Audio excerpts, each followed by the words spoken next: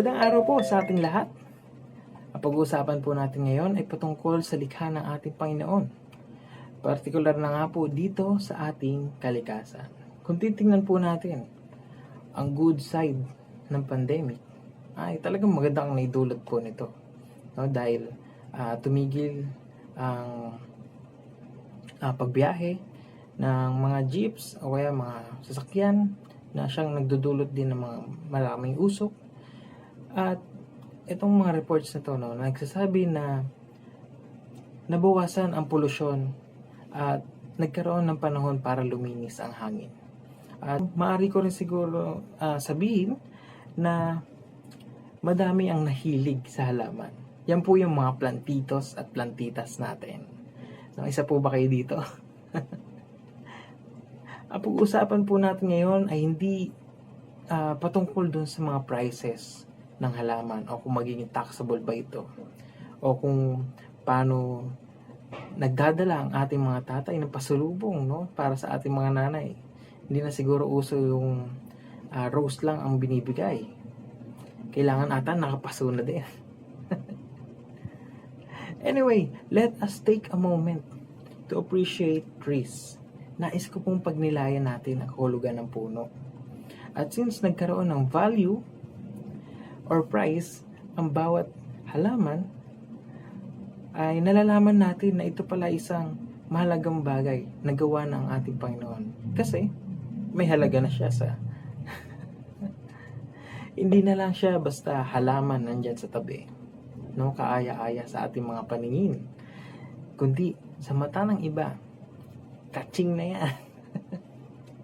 Nalalaman natin na ang mga halaman ay nagpo-produce ng oxygen na kinakailangan ng isang tao.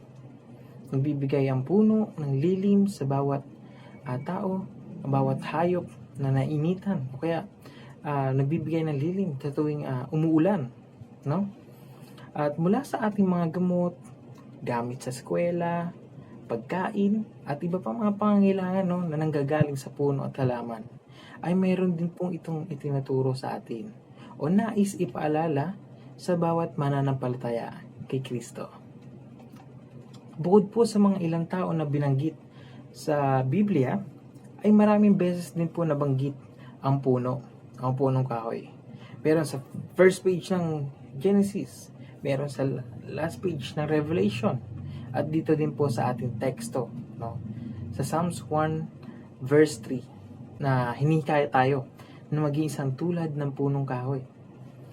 Sabi dito, siya ay gaya ng isang punong kahoy na itinanim sa tabi ng agos ng tubig, na nagbubunga sa kanyang kapanahunan, ang kanyang dahon na may hindi nalalanta. Sa lahat ng kanyang ginagawa ay nagtatagumpay siya. Bago pa po tayo magpatuloy, tayo po muna ay manalangin. Ama naming Diyos na makapangyarihan sa lahat, nagpapasalamat po kami sa oportunidad nito na kami ay muling makakalapit sa inyo, sama-sama at makapag-aral po ng inyong salita. Gabay niyo po ang bawat isa at maunawaan po namin ang mga nais po ninyong iparating na mensahe. Ito po ang aming dalangin sa tanging pangalan ng Panginoong Jesus. Amen. At since patuloy tayo, hinikayat tayo na maging tulad na puno, alamin natin kung ano ang mga pangangailangan nito. Balik po tayo sa pagkabata, no? Yung pagiging estudyante natin. Naalala niyo po ba yung panahon na nagtanim tayo ng buto ng munggo sa isang paso o kaya ay dalawang paso? Yung isang paso ay ilalagay natin doon sa nasisinagan ng araw. Yung isang paso ay ilalagay natin doon sa lilim. Mga ilang araw ay makikita natin yung pagkakapareho nila. Pareho silang tumutubo. Ngunit habang tumatagal, ay nakikita natin yung pagkakaiba nila. Yung paso o yung halaman nandun sa nasisinagan ng araw ay mataba, malusog at mabilis na lumalago ang kanyang dahon. Habang yung nasa lilim ay payat at maputla. So, ako po ata laging nasisinagan ng araw, no? Kaya malusog. at kulay punong kahoy na. Nais ko lang po sabihin dito, no, na ang isa sa pangunahing pangangailangan ng isang puno ay ang ilaw na nagmumula sa araw. Ngunit tayo hinikaya tayo na maging isang punong kahoy. At tulad ng isang punong kahoy, sabi ng ating Panginoong Hesus sa John 8 verse 12, "Ako ang ilaw ng sanlibutan, ang sumusunod sa akin ay hindi kailanman lalakad sa kadiliman, kundi magkakaroon ng ilaw ng buhay." At maaari po natin sundin, no, ang katangian na ito sa isang puno na tayo upang patuloy na lumago sa pananampalataya ay tayo lumakad at sumunod doon sa nagbigay ng liwanag sa ating buhay, ang ating Panginoong Hesus. At kung gaano po tayo kasabik, yung puno sa ilaw, ay ganoon din sila kauhaw. At gaano nangangailangan ng tubig. Sinabi po dito sa teksto natin sa Psalms 1 verse 3 kung ano ang katangian ng isang mananampalataya. Siya ay gaya ng isang punong kahoy na itinanim sa tabi ng agos ng tubig. Ang tubig ay dadaan po yan sa ugat. At itong ugat po na ito ay uhaw sa bawat pangako at salita na nanggagaling sa ating Panginoon. Huwag na po tayo lumayo. Ito po yung pinagbatayan ko sa verse 2. Sabi niya, "Kundi nasa kautusan ng Panginoon ang kanyang kagalakan at nagbubulay-bulay araw at gabi sa kanyang kautusan." At sinabi rin dito sa Jeremiah 17 verse 7 to 8, "Mapalad ang tao na nagtitiwala sa Panginoon at ang pag-asa ay ang Panginoon, sapagkat siya'y magiging tulad sa punong kahoy na itinanim sa tabi ng tubig at gumagapang ang mga ugat sa tabi ng batis at hindi natatakot kapag dumarating ang init, sapagkat ang mga dahon nito ay nananatiling sariwa at hindi mababalsa sa taon ng pagkatuyo, sapagkat hindi ito tumitigil sa pamumunga." Kung gaano kalalim ang ating ugat sa pagtitiwala sa Kanya at kaalaman natin patungkol sa Kanyang mga salita, ay mas malalampasan natin ang bawat pagsubok, problema, iba pang mga pagkauhaw na darating sa atin. Isang magandang katangian, ang pagiging uhaw sa bawat salita ng ating Panginoon. At ito din ang magpapatatag sa bawat mananampalataya at kailanman hindi kayang pabagsakin ng anumang bagyo. At kapag nakamit na isang puno ang kanyang pangangailangan, ang tubig at ang ilaw nagmumula sa araw, maaari po itong magbigay ng bunga.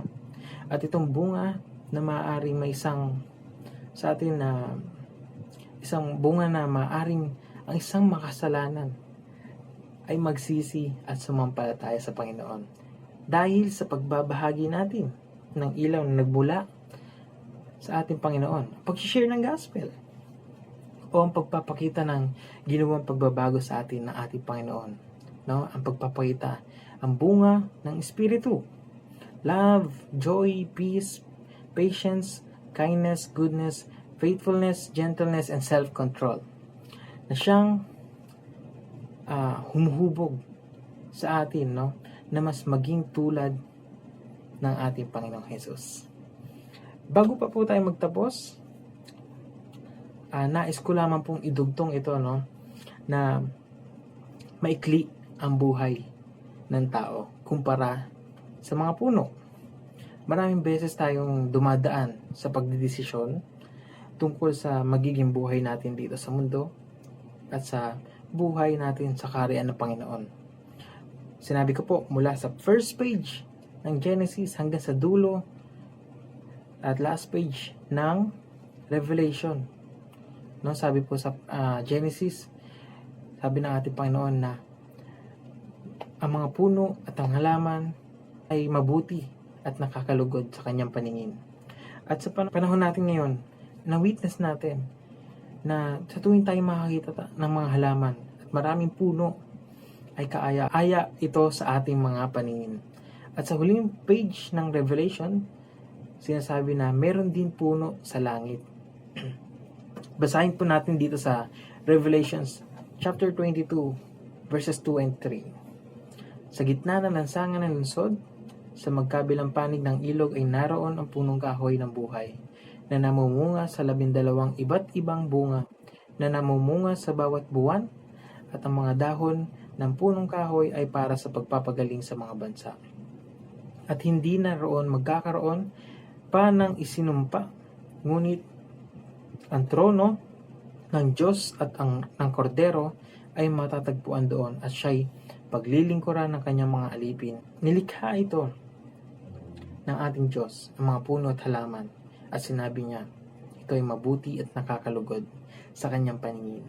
Nakita din natin, na-witness natin na ito ay kaaya-aya sa ating paningin, at nagbibigay ang mga puno at halaman sa atin ng kaginhawaan.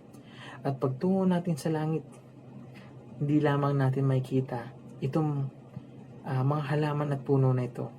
Hindi lamang natin mararamdaman yung effect nito na ibibigay sa atin ngayon. Kundi bukod pa dito ay makikita natin na mukhaan ang ating Diyos. At makasama natin siya magpakilanman sa kanyang kaharian. Kung saan wala ng kalungkutan, hindi na magkakaroon ng kamatayan, hindi na magkakaroon ng pagdadalamhati o ng pagtatangis o ng kirot man. Ang mga puno ay pinapaalalahanan tayo na ang buhay sa piling ng Panginoon ay mas malaki kaysa sa kasalukuyan.